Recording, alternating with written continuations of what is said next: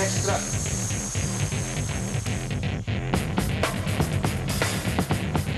Welcome to paradise, or to hell for most of you.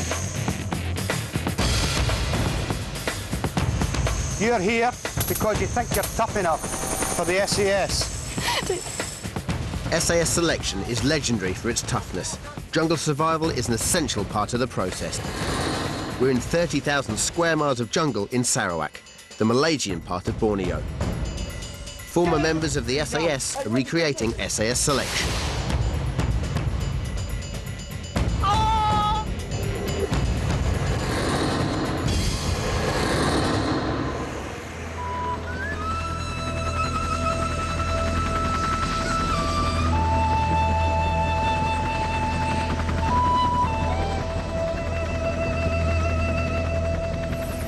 2 weeks ago, 24 people entered this jungle below me. Their challenge to see if they're tough enough to withstand the SAS selection process in the jungle. They've faced the most arduous of physical and mental tasks. The dropout rate has been phenomenally high, pretty much one every day. But now 4 people remain. And those 4 face the most grueling 48 hours of their lives, at the end of which one will be told, you're tough enough for the SAS. 14 days ago, these were the 24 that started. With no military experience, they had the shape up as soldiers. Most of them weren't tough enough. Come on, keep moving, you lot! Fighting against almost 100% humidity and searing heat, they had no idea what each day would bring. Get up! They were super fit and thought they were mentally strong. From the 24 that started, these are the 4 that remained. Tim Phillips, 34, management consultant. Tim has performed well throughout the 2 weeks. Where you were? Say yes or no? He's shown good mental strength and good tactical awareness. Contact left! The ex-SAS directing staff have also been impressed with his leadership qualities. Nice and slow, guys. It's not going to stop. Jill Watson, 37, fitness instructor. The physical side has seemed like a stroll to Jill. She's outpaced most of the men. Get off your stomach now! But sometimes she's quick to blame others. Can't hear these 2 at the back at all. Listen to that, Buns. She's also normally very positive, but has got upset at being separated from her 10-year-old daughter. Susie Appleby, 31, professional rugby player. Well, pass him in front! Susie has sometimes felt like quitting, but her competitive nature has kept her going. She puts on a tough exterior, but privately has a good sense of humour. This awful woman called Jill. Can't stand her. Ian Parsons, 34, photographer. Ian has done extremely well on the endurance exercises, but has made bad mistakes on the shooting range. Down in there. All you've got to do is take 1 pace off your line of access. He's overcome badly infected feet. Over the next 24 hours, these 4 will be given their final tactical training. Then put through intense psychological pressure. And when that is all over, using all the skills they've learnt, they'll have one final exercise. Their mission? To attack this enemy compound and rescue a hostage and get him airlifted to safety. Every move each volunteer makes will be analysed. The directing staff have been monitoring their performance throughout, but any mistakes from now on will cost them dear. The winner simply gets a handshake from this man, Eddie Stone, and the satisfaction of knowing they're tough enough. This snug little baby behind me provides a setting for what's known as a building assault. Essentially, our volunteers have to go in, clear the building and make it safe. Eddie reliably informs me this is to do with teamwork and SAS. Speed, aggression, surprise. His words, not mine. Has to be fast, has to be quick. Your shooting has to be accurate. You fire bullets in one room, they're going to travel into the other room. And you're going to look an idiot if you're going in to rescue somebody and you end up them being dead. Your target's got to have a weapon in their hand. The first person to the door in the pair goes to the opposite side of the hinges. You do not at any time stand in front of the door. If there's enemy inside the building and they hear activity outside, They know you're going to be coming through that door, so all you're going to get is a burst of AK-47 through the door if you're stood outside it. So you need to be to one side. Stand here. Number 2, who was covering, now moves up in a position behind number 1. Once the number 2 is in position, you keep looking at the door, tap on the shoulder to say, yep, I'm ready to go. The number 1 will then gain entry. It's a covert approach, and obviously you're going to very quietly undo the latches, locks, door handle before you get the door ready to go. If it's hard and fast, and you're straight in with a hand grenade or a stun grenade. In the hut next door, we're monitoring the exercise. Okay, it's going to be at night time, you can't see each other. That's the signal to ready. Initially, they do a dry run. Ian Parsons and Jill Watson are the first pair. Straight in. Straight in after it. Don't hang around. Yeah, once the door's open, you move it. When you go in that room, you don't know, you haven't a clue of what is going to face you. There could be 3 or 4 people in there, and therefore both people have to lay down fire. There's no point pointing your weapon at him when he's moving around, is there? The aim is that the first person in dominates the room and allows the second person to come on and clear the rooms. Again, if the first person meets somebody, then you've obviously got to suppress that enemy first before you continue clearing the rooms. Susie Appleby and Tim Phillips are the next pair. The second person in the room must be able to adapt, move either side of them to then start clearing the rooms leading off of that. Just depends where the threat is. Speed and control, and they do this time and time and time again. Okay, line out on the track again. It becomes second nature to you. When you're going into the room, you know what your partner's going to do. Using our high-powered paintball guns, Eddie and one of the DS show us how quick it should be done. Clear the building! First room clear! Second room clear! Out! 12 seconds, not bad for a 50-year-old. Barry Davis, ex-SAS, played the terrorist. Oh, that hurt! Jill and Ian now go for real. Go! The main element of this assault is surprise, but Jill slams into the building. Eddie is not impressed. She then fails to open the door quickly, allowing the terrorist to take cover. We're too slow coming through the door. Whoever was inside the building had at least 3 or 4 seconds warning without bang.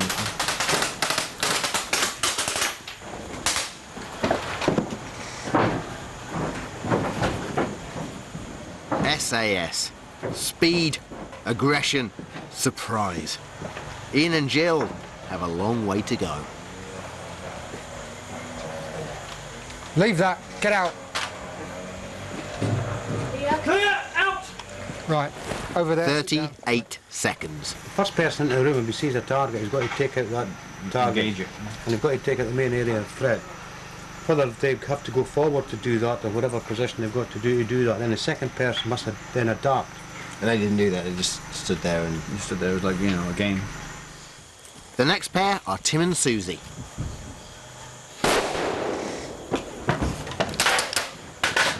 Clear!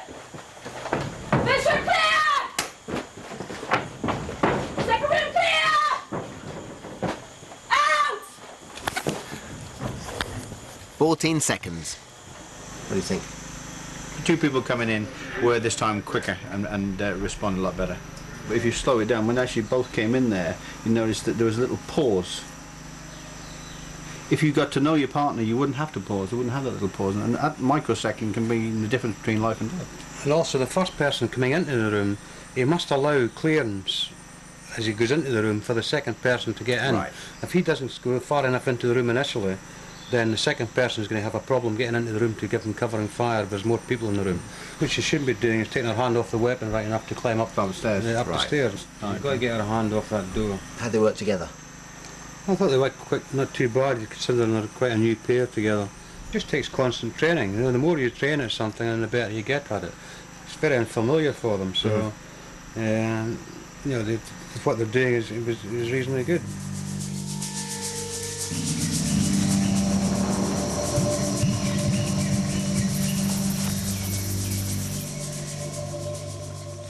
Since they got here, the volunteers have faced intensive physical beasting. Now it's time for a bit of psychological beasting. This involves Eddie and the boys giving each volunteer a scenario and then practically picking apart their choice of decisions. Tim Phillips is the first person to be questioned on their imaginary scenario.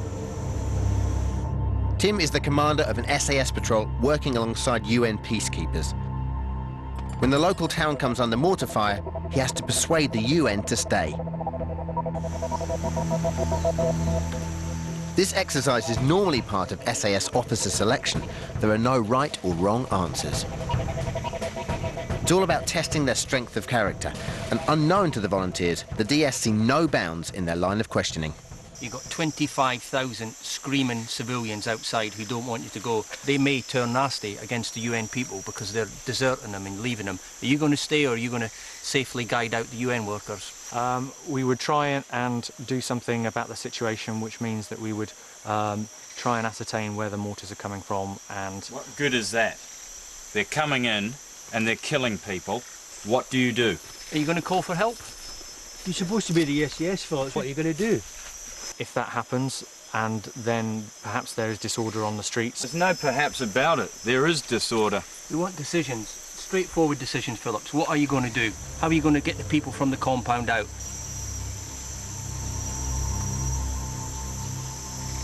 It's a snap decision. Come on, we're waiting for an answer here. Falling outside, this kid's dying. Hurry up, Phillips. You've been at university, Phillips. Yes, staff. Does that make you more intelligent than me? No, staff. Why are you using big words then? Try to confuse us. No, staff. You're just talking in jargon, aren't you? No, staff. You're trying to give the management answer. Really, you're not getting to the point. We would withdraw the UN troops in the event that we. Were you ever bullied at school, Phillips? Did anyone ever pick on you at school? Yes, staff. And why did they pick on you? Because you're indecisive? No, staff. Why did they pick on you then? Do I have to answer that question, staff? Yeah, I'm asking the question. I choose not to answer that, staff. Pick your Bergen up, get your weapon, and go and wait in the dismissal area. Next!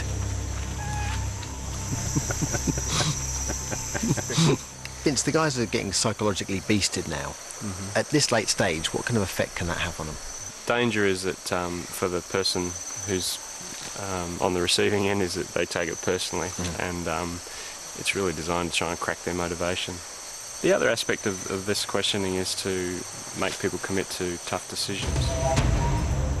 Next up is Jill Watson. A member of Jill's patrol is shot by a sniper and is lying in the open. The enemy is closing in.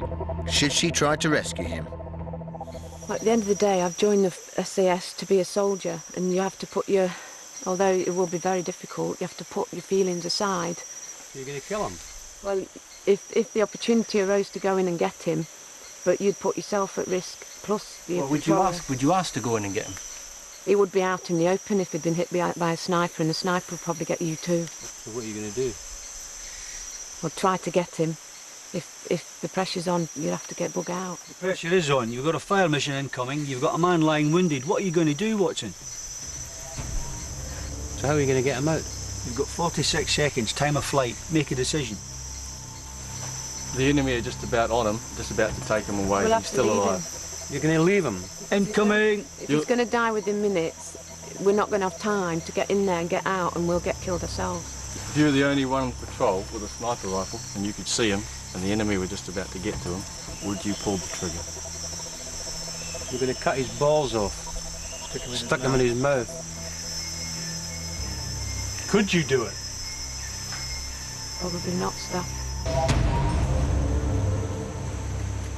Ian Parsons is the next to be questioned. Ian's jungle patrol discovers $5 million of drugs money. Should they keep it or hand it over to the authorities? So, you're the new boy in the troop. What's your point of view? I've got to report the findings, the money. Just do as you're told, don't you? No, staff. Why not? Because it's not our money, staff. Some new boy like you is going to me. I've done 21 years in the forces. For you, Parsons.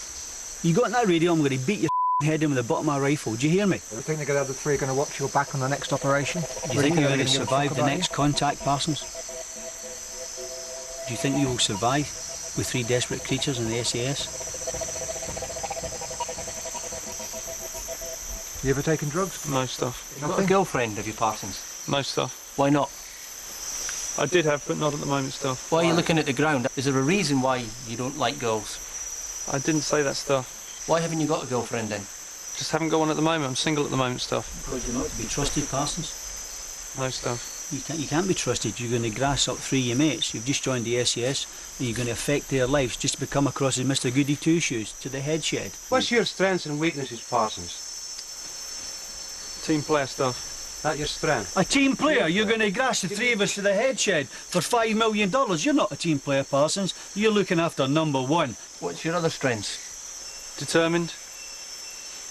Determined to look good in front of people who you think matter. Susie Appleby is last to face the questioning. On patrol, Susie is faced with a 14-year-old sentry who's about to blow her cover.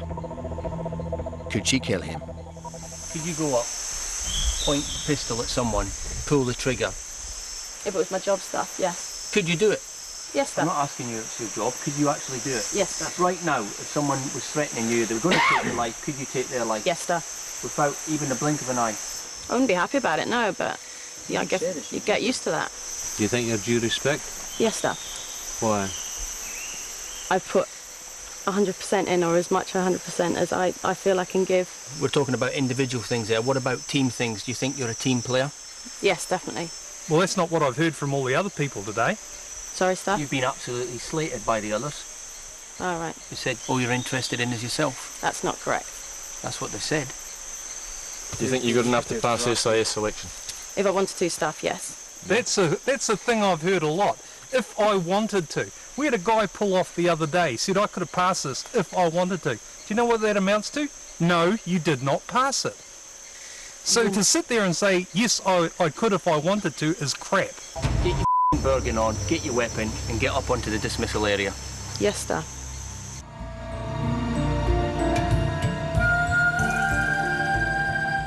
Two weeks of psychological and physical extremes.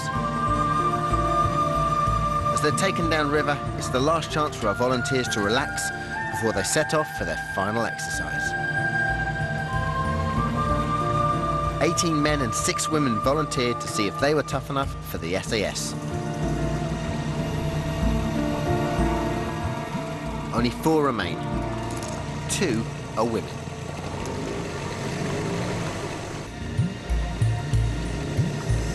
Mike, are you surprised with how well the girls have done in this course?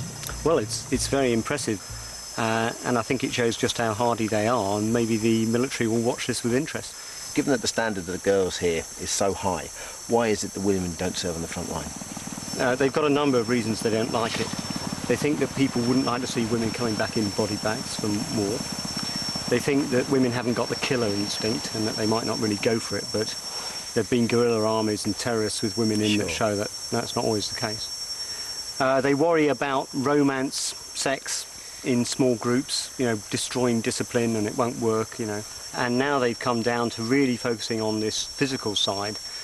What is it a woman can do, what job can't they do because of the physical limitation. But of course, wherever you set the standard, more men may be able to pass it because more men are stronger because they've got the testosterone going around and the bigger muscles. But you'll always get some women that are right up there, so it may be less women that can do the job, but they can do it, and I think the armed forces will have to relent.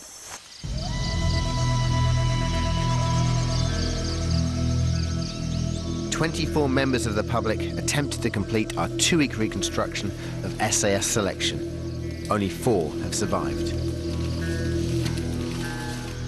Okay, it's the morning of the last day. Our volunteers have spent their last night out in the open on hard routine. Very much like the last time they were out in the open. It has been lashing down with rain, so I imagine they're exhausted. Now, this is the spot where they come to get some information from the Malaysian Army that's related to their final exercise. And then, in a couple of hours, it's all over. 16 days of hard work, and only 1 is tough enough. It's 7 a.m. in the morning, and our patrol have to navigate through the jungle to a pre-arranged grid reference. Here, they will rendezvous with a friendly local patrol. The soldiers are from the Malaysian Army and have been drafted in to add authenticity to the exercise. DS, you spent all night with them. How have they been? It was quite a horrendous night. 1 or 2 of them suffered a little bit. and I think it's getting to one or two people now, as Parsons fell asleep when he was meant to be on stag duty, and he was caught 3 times. The patrol reaches the RV point and secures the area.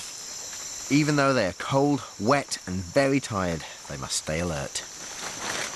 How does the Malaysian army know that they're allies, as it were? Do they have like a sign or something? Well, they'll just walk over with a weapon and their hands up. The international sign. International sign, yeah. And don't forget the Malaysian army will be expecting them. So, yeah, there shouldn't be any problem as far as that's concerned. Great. Susie has to move forward and make contact with the Malaysians. The SAS often work with foreign armies. Learning the right procedure when approaching friendly forces stops you getting shot.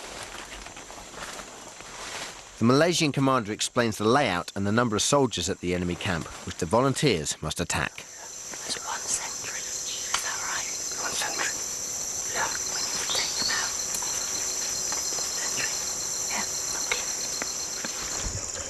Susie then takes the information back to the rest of the patrol, who discuss an assault plan. Which way's upstream? Right, do we think? The volunteers have to paddle downstream to this landing point. Once out of the boat, they have to be careful of sentries. Their aim is to get as close to the compound as possible before attacking it. Once they reach the main building, they have to clear all the rooms, killing the enemy but not the hostage. The volunteers believe the hostage will be in this large hut. In fact, he's in another one 100 meters away, being guarded by a sentry. Once they've located the hostage, they must radio for a helicopter, who will take the injured man from the area. What the volunteers don't know is that the DS have organised a counter-attacking force on the hill overlooking the compound, and the helicopter won't be able to land due to a mortar attack. They will then have to carry the hostage nearly a mile to a pre-arranged emergency helicopter landing site known as an LS.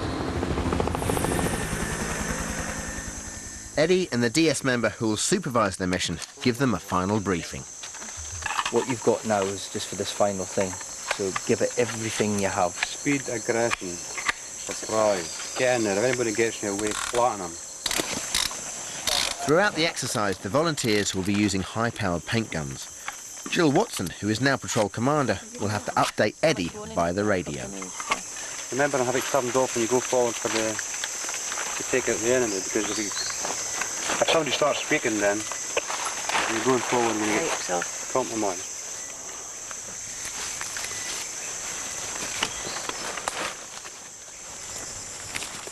The friendly forces lead the volunteers down to the boats.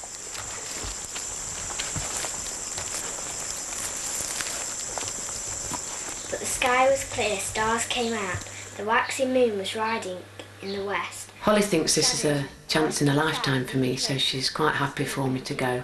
All her schoolmates already think I'm a star because one school sports day's mother's sprint. Anyway, there's not many mums out there that would be doing these sort of things. Jill decides to leave the patrol close to the river as she goes forward alone to do a reconnaissance of the boats.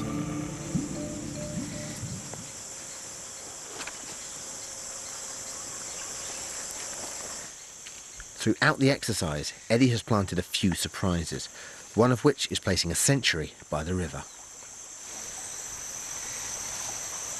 Jill now has to make a difficult decision. Does she take out the sentry herself or summon help from the rest of the patrol, which might alert the guard?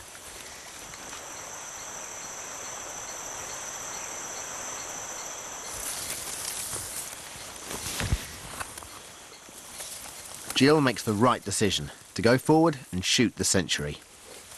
Basically what she's decided to do is take out the sentry and come back and form the patrol, the rest of the patrol, and then we'll then go forward from there, cross the river and do the main attack. This is obviously a crucial moment then, isn't it? Because she has to do this, and if her position's compromised then... Yeah, she's got to do it quietly.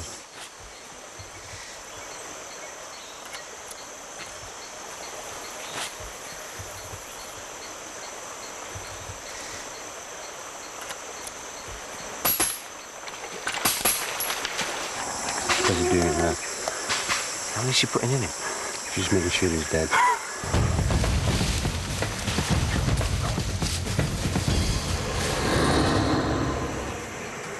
When she moves back, will she do that fast or will she be as slow as she do it fast, yeah. She's coming now. 0, this is Sierra 1. Fleet admission, took sentry out. Over. Okay, roger that. Carry on with the rest of the mission.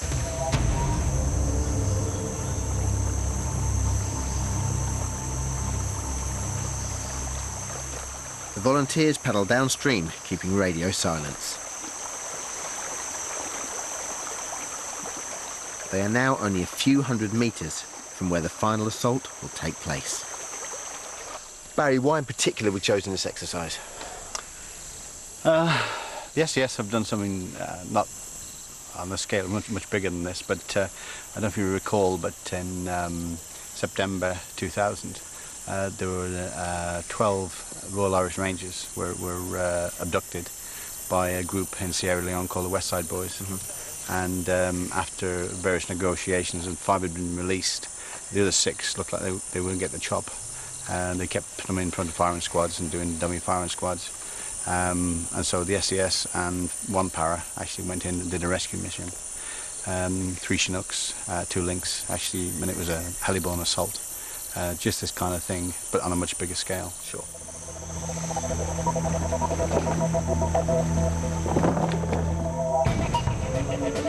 As the volunteers reach the riverbank, back at base the helicopter takes off.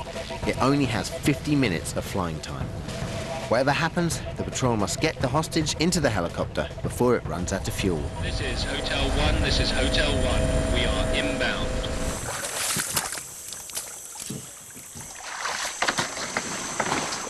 Jill correctly tells the others to avoid the path. In there.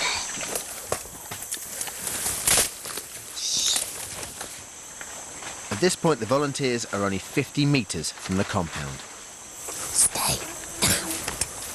They need to get as close as possible before being discovered, but they're immediately under pressure as an enemy sentry comes towards them. Ian reacts the quickest. Now that the enemy know they're there, they've got to move quick. Let's go. As they break cover, instead of heading straight for the hut, they take defensive positions. It's the DS who pushes them on. Move, Watson. Move! Up above. Susie takes out the tower sentry, and Ian is well positioned to take out the other guard. Move!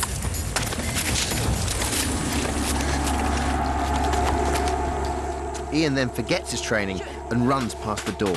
With real bullets, he'd be dead. Tim finishes the job.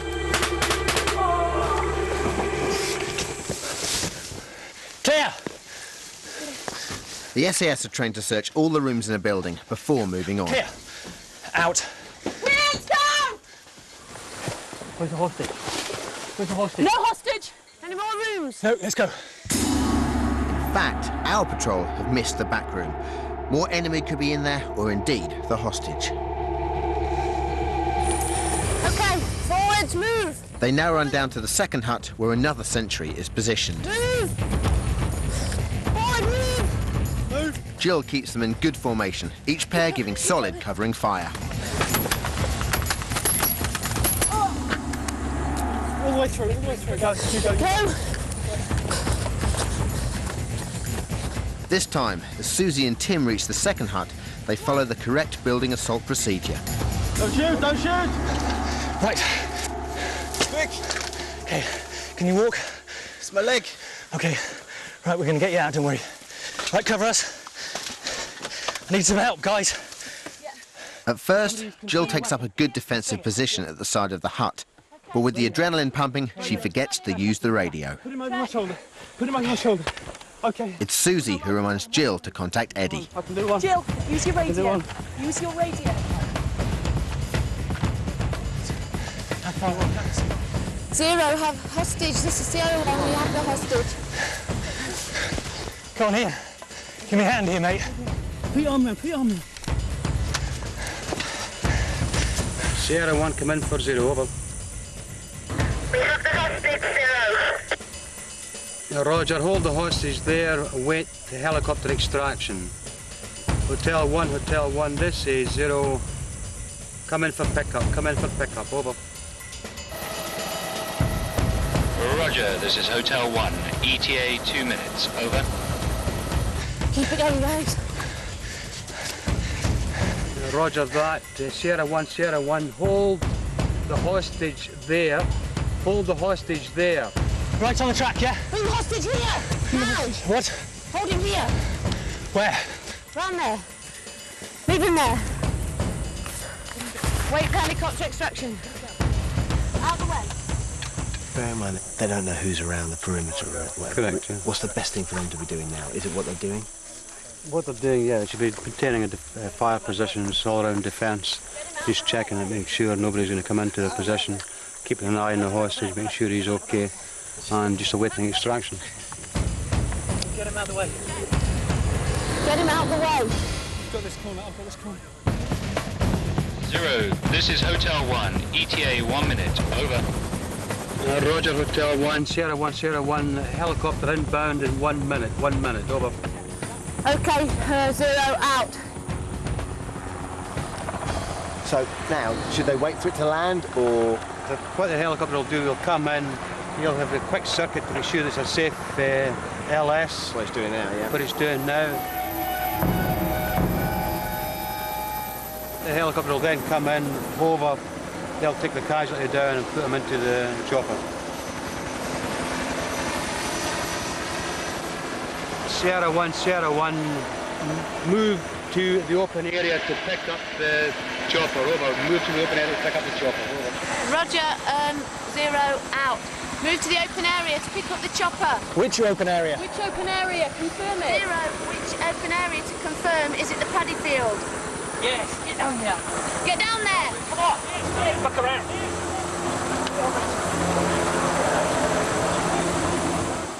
Just when they thought they completed the mission, the enemy counter-attack. Whoa! Come back! In the confusion, they still carry on forward towards the mortar fire. It takes the DS to order them back. Retreat! This is control. We have a hot LS. Move hostage to secondary extraction LS. Move the hostage to the secondary extraction LS. Over. Okay, got that, 0. Hold on to me.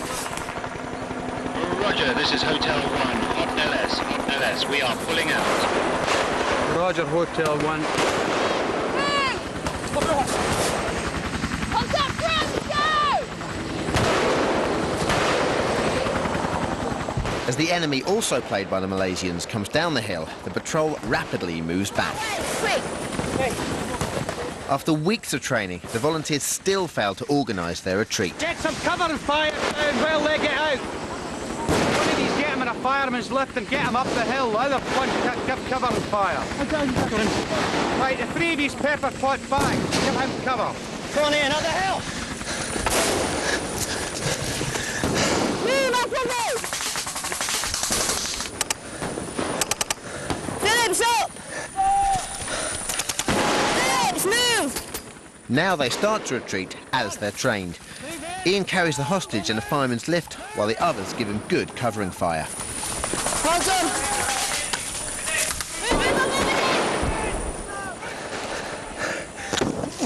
Let's go, clear! Come on! Gotta get through the chopper, quickly! Eddie, they've just cleared sight.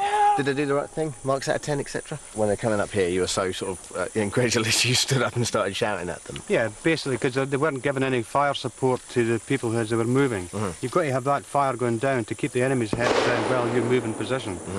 And if you don't do that, then all they're going to do is just keep firing at you and you're a sitting duck. So you've got to have that firepower going down towards the enemy. Were you impressed or not as to the speed and precision? Yeah, they've done quite well, yeah. I mean, it was quite a reasonable effort, you know. It's not an easy operation, it's quite a complicated operation. And for them to do it as they did was not too bad at all. Ready? Go! Keep it going! Go front! I'm going front! Give me a hand! Give me a hand! Give me a hand! Take some of his weight. Let's get him in the woods. The reason why real SAS training is so long is to make the soldiers capable of remaining calm when under fire. With our volunteers, the panic and physical strain of the exercise makes them lose their tactical awareness. Right, Ian, can you take With the enemy pursuing them, they should be protecting their rear, but no one is keeping an eye on it. Tell us where to go! No. Right, up the hill, quickly!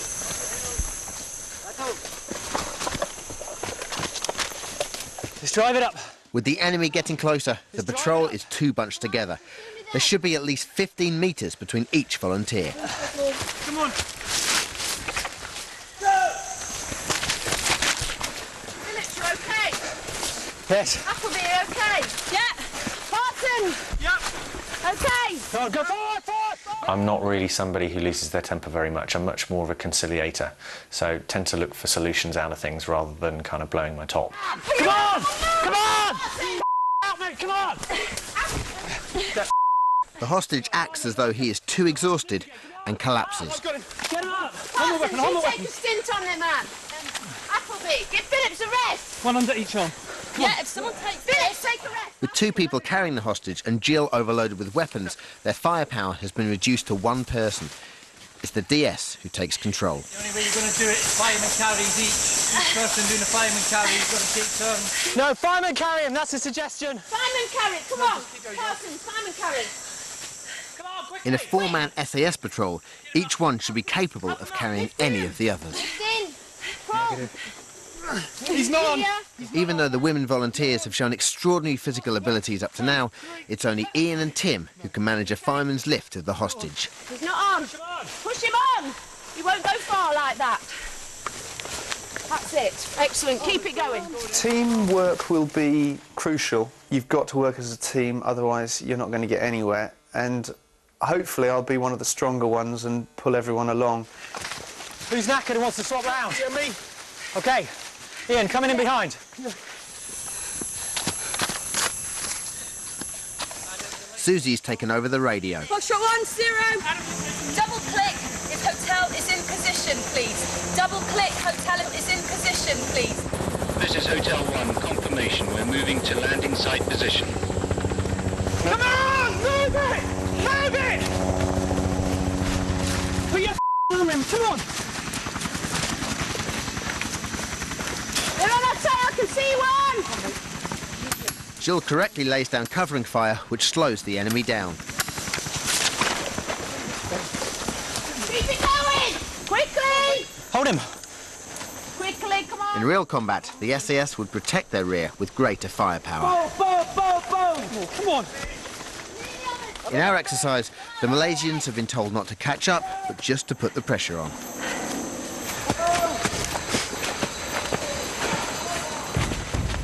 In the melee, it is Susie who stays calm and issues the orders. Where do you want us? Into cover! Into cover! On the side of the shed? Secure the LS! Secure the LS! All round cover! All round cover! Sierra 1 Hotel! LS secure! Where's the threat coming from?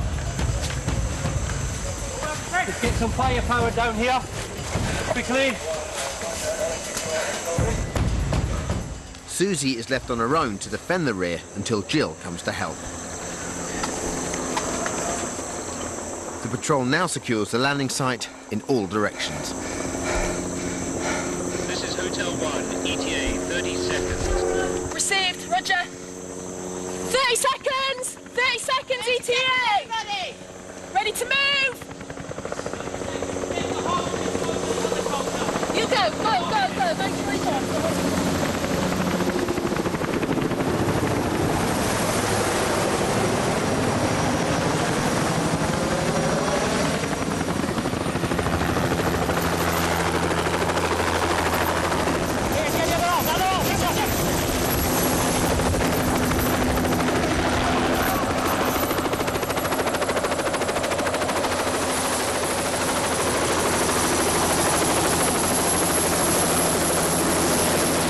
They successfully get the hostage into the helicopter within the allotted time.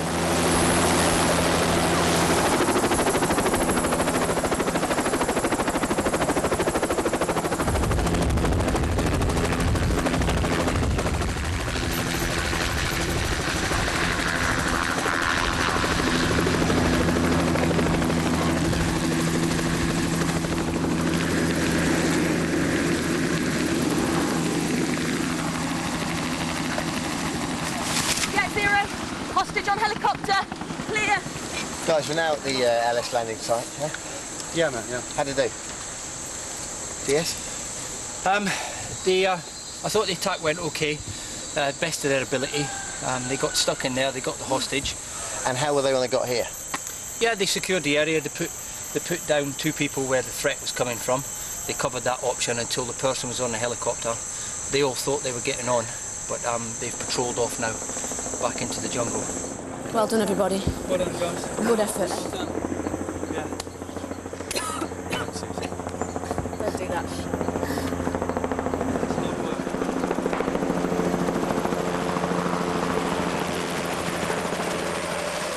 Guys, how was that? Awesome. Stressful. Really? You've just got to all pull together as a team, and everyone did fantastic. Yeah, how well do you think it went? Suze, what do you think? It's pretty knackering. Is that all I'm going to get off you? That in real would be pretty scary. I think would have been dead. That would be so I think we would have been dead very quickly. And I guess in real world, that's what they do it for, isn't it? That's what they do it for, and it may last 30 seconds, it may last 30 hours, and then it's, that's it. And I think one thing I've probably taught us all is not, the old SAS soldier thing, it's not all that glamorous. I mean, it sounds great, but it's bloody hard work. All right, guys, listen, in Eddie's words, make yourself a brew, and congratulations. Thank you. Thanks, Dermot.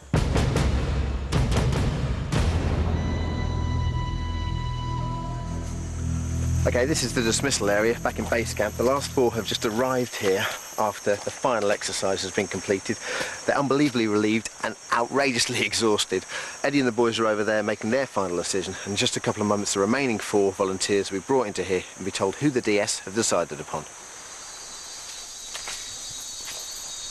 OK then, lads, we've had a hard 16 days. It's now decision time. We have to select one of the final 4 to see who you would take in patrol with you. Let's start with Phillips. I think he is a natural patrol commander. Nice and slow, guys. He's not going to stop. He, after a short period of time, seems to take control of whatever group he's in. And there are others who are quite happy for him to do that, so they must have confidence in him as well. Doesn't answer the question directly, always hedges around the questions when you ask him questions, as was found out in that Officers' Week scenario. We want decisions, straightforward decisions, Phillips. What are you going to do? Where's your ERV? How are you going to get the people from the compound out? How are you going to protect them? OK, Appleby.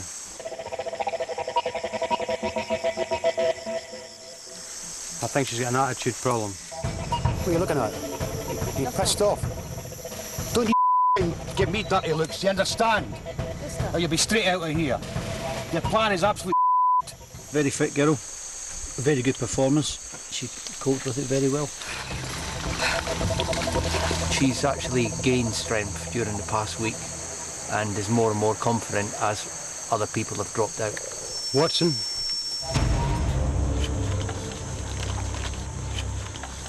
Very strong woman. Physically, she's done very well. Come on, you two! Come on, you two! I'd say she's improved in the past week. She's got stronger. She's become more confident. Her humour and her personality really hasn't changed at all from day one. Just murder like fish and chips in a nice pint. She's always ready with a smile, even though she's under extreme pressure. She does sometimes put her foot in it by just her over-exuberance and, speaking out. He went, just will you give me some space, you're right up my arse, go away, I don't like being pressured. Yeah, I didn't hear him. I personally been impressed by her performance. OK, and Parsons, the last one. Bit too nice for our game, but he soldiered on, took the pain, and a good all-round performance. He's not a commander by any means, but you want somebody to carry the gun into a knob, maybe he's your man. What are we going to do? Come on! Get a grip, Parsons. Why are we doing river crossing, guys? He isn't a natural-born leader, but he does give 110%. And you can tell that because he seems to have lost half his body weight in the 16 days that he's here. He just will not give in. And with feet like that, I've seen far better guys, sort of drop out. At the end of the day, what we've got to do, we've got to choose someone to take on the patrol. We're a man down. Which of the 4 are you going to take with you? As 6 directing staff and Eddie each have 1 vote.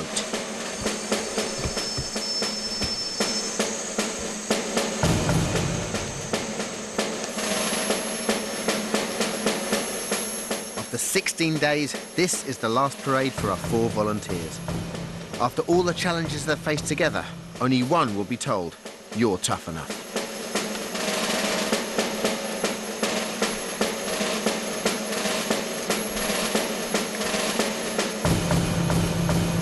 Okay, you can put your weapons down.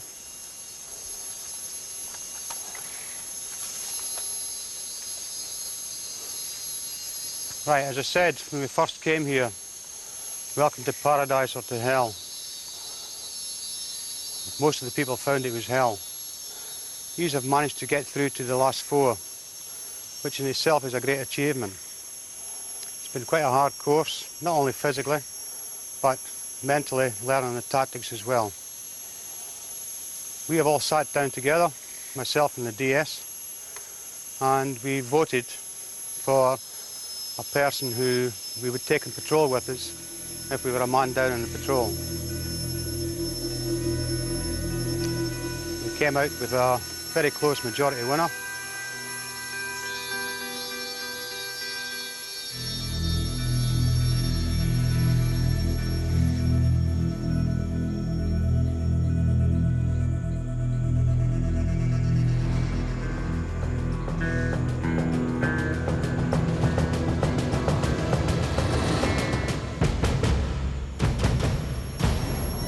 And the winner is Warson. Well done.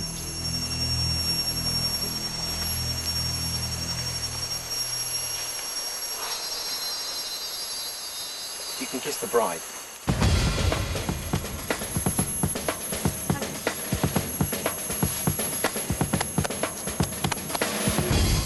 Thanks, everybody. All right, well done to you all anyway. 16 days of jungle hell. You're not getting a kiss, Paul. Jill's attitude has been positive throughout. She's combined mental and physical toughness and proved her worth to former members of the SAS.